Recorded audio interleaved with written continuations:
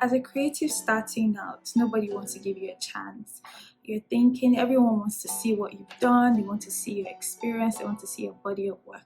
But you're sitting down there wondering, how do I develop my body of work if no one is going to give me a chance? How do I develop my body of work if no one is going to give me a chance? Everyone wants someone that has experience, they want people that have clients. But how do I build my clientele when no one is even going to give me a chance? So this is why I've decided to do this video on collaboration. This video, we're going to be talking about the good, the bad, the ugly. We're diving into collaboration as a way to grow your business. So keep watching if you want to find out more.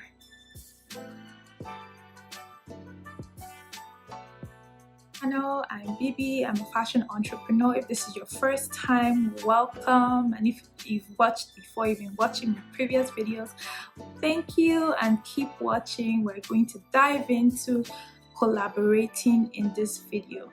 So one of the first things that I want us to establish is, what is a collaboration? What is this collaboration? So you see, for instance, a YouTuber saying, oh, I collaborated with this brand to give you guys this video, yada yada yada. So first of all, I want you to understand that with a collaboration, it's a form of partnership and it is a value exchange. So a collaboration is not charity. There has to be some sort of value exchange. For instance, there's a company, a big company with a lot of money that's trying to push their products to a niche audience. They can collaborate with a YouTuber, and that's an exchange of value. They're bringing in their money to be able to leverage on the YouTuber's audience to push their products. So that's a form of collaboration.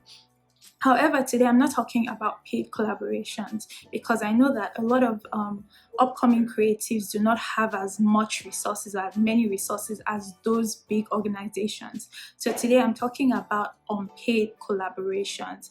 I'm talking about how you can navigate unpaid collaborations. So the first thing is, what is the goal? What is the mission for your collaboration? Are you trying to create brand awareness? Are you trying to increase your sales? Are you trying to maybe get your next big clientele?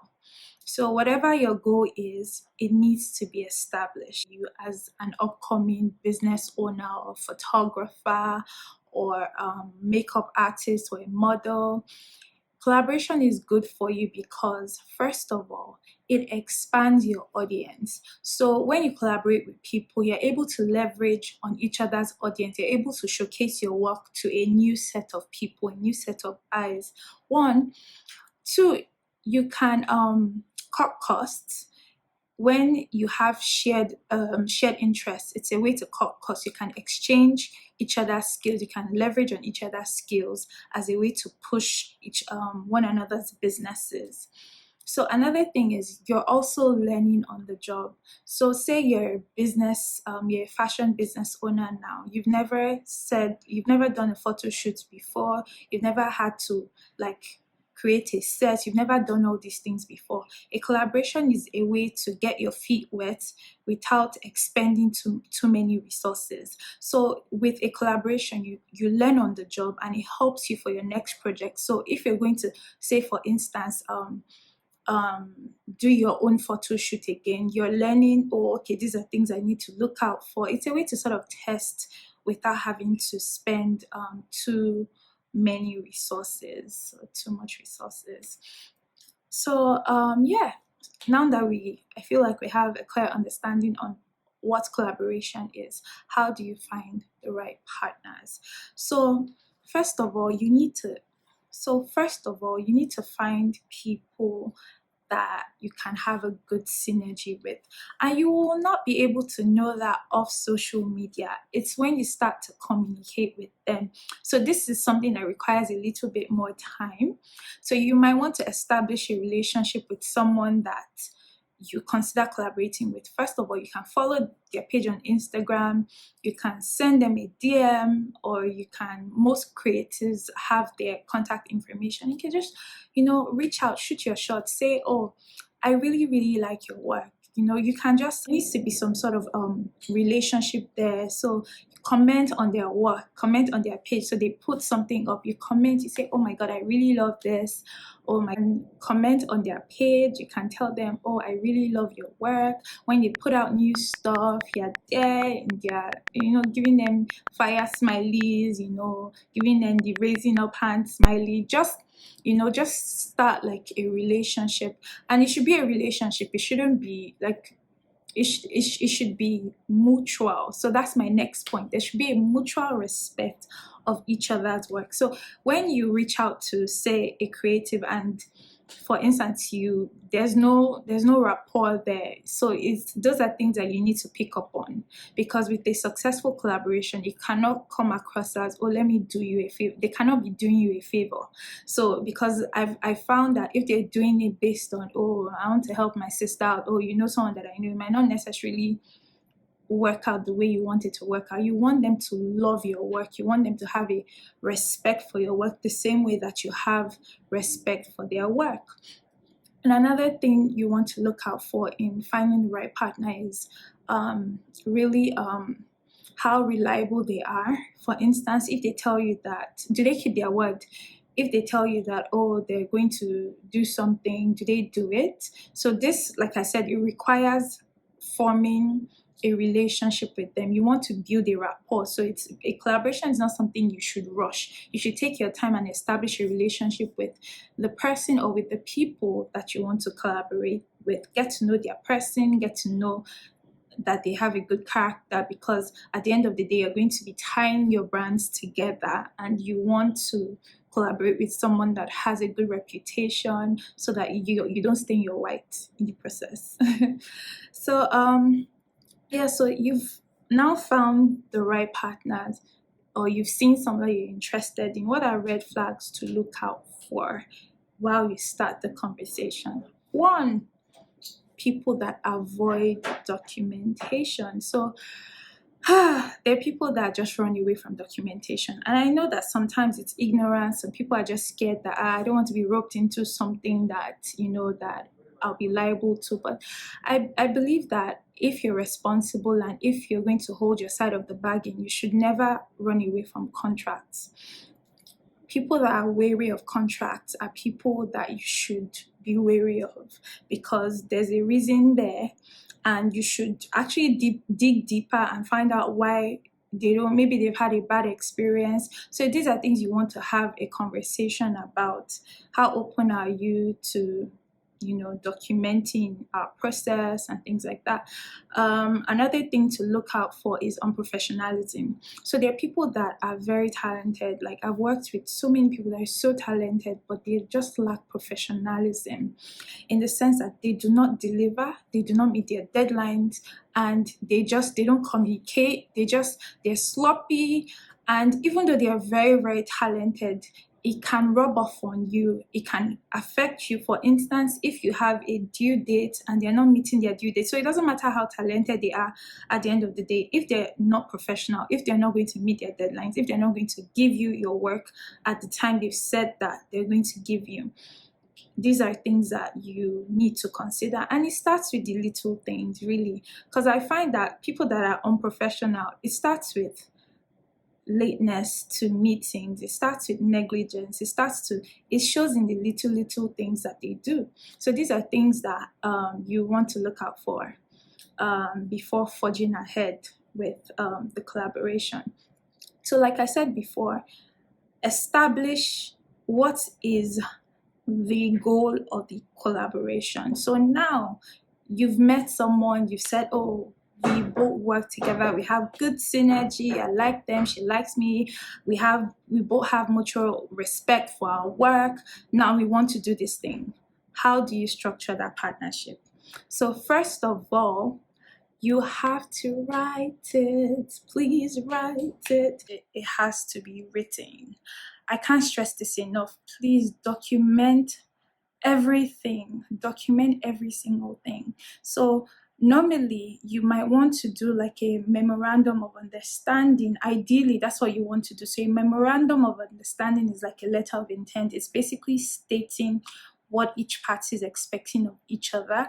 And basically it's almost like a draft of what the partnership is going to look like.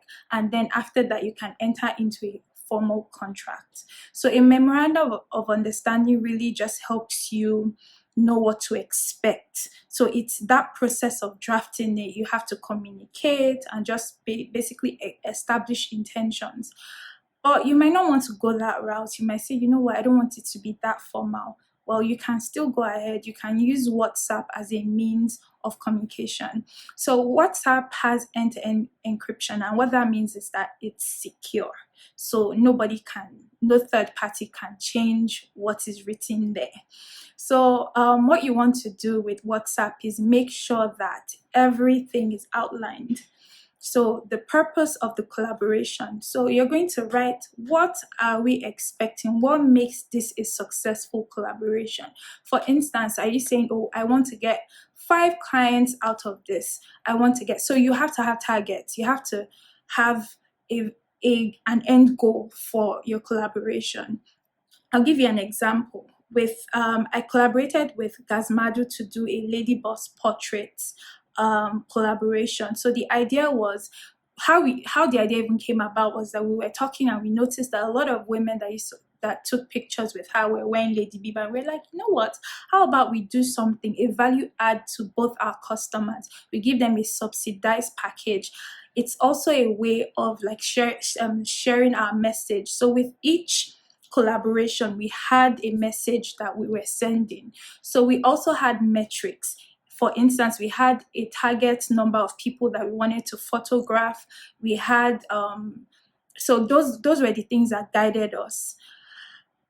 And every collaboration does not have to be like that. Your own might just be, oh, I want to bring together people. I want us to create like a portfolio, and from this portfolio, I want to be able to get my next big client. So regardless of what your goal is, it has to be stated.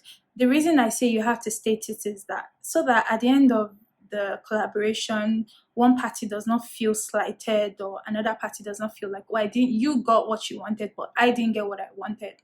And it's also a way for you to brainstorm. So the earlier you state your expectations, the more you're able to brainstorm and say, okay, if we're expecting to get our next big client from this, should we, for instance, say, introduce a discount code that within, say, 15 days after we release this project, you're entitled to 15% of any collaborator's work you see in the photo.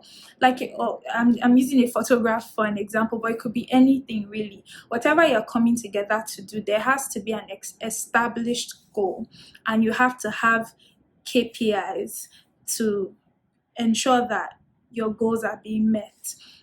So another thing that you want to have written down is how it's going to work. So you need to have like a timeline, you need to have a process in place, and it needs to be written down. So you're going to state, okay, maybe this is when we're going to do the project, this is when we're going to deliver. So you have your deliverables on each party's end. So each party should have their deliverables, and each deliverable should have a due date. So some things you might want to talk about is, so what if someone does not deliver on said due date? What happens? So these are things that you want to talk about, you want to iron out before you go ahead with your collaboration. You have to make sure that everything is written out. In my own experience, when things are not written out, things can be misconstrued, things might be miscommunicated, because even in writing, sometimes things can be miscommunicated. That's why you need everything to be clarified. So if there's any part that you don't understand, make sure you ask questions and say, okay, this is how I understand it. Is this what it really is?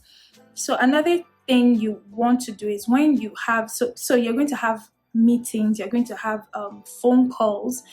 With each meetings, you should take minutes. Someone should take minutes, and then the minutes should be sent to the WhatsApp chat. So if it's a group, if it's more than one person that's in the collaboration, you might want to open the WhatsApp group chat and have the minutes of the meeting sent, and everyone confirms that they've seen it and agreed to the terms that were agreed to on the meeting. So you want every agreement to be agreed to in writing, because sometimes you might agree on something on paper or while chatting, and then someone calls you and says, oh, okay, you brainstorm for a little while and you decide to change a couple things. Any changes that are made should be written and agreed upon. So you want also a confirmation in writing. So even though you've confirmed on the phone, you want to, and all these things might seem, oh my god, it's excessive, it's too much,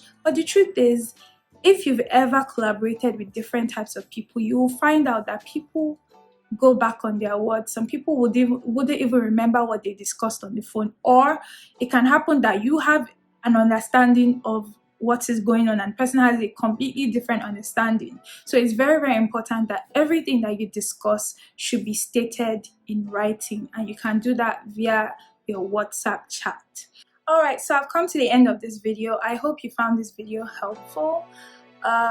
If you have any questions concerning collaborations, please write it in the comment section. I reply. I always love to hear from you guys. I always love to hear your feedback. I always love to hear. And please, if you do any of these things that I'm suggesting in the video, please let me know. Please let me know. I would love to hear back from you guys. Thank you so much for watching this video. Have a great day. Bye.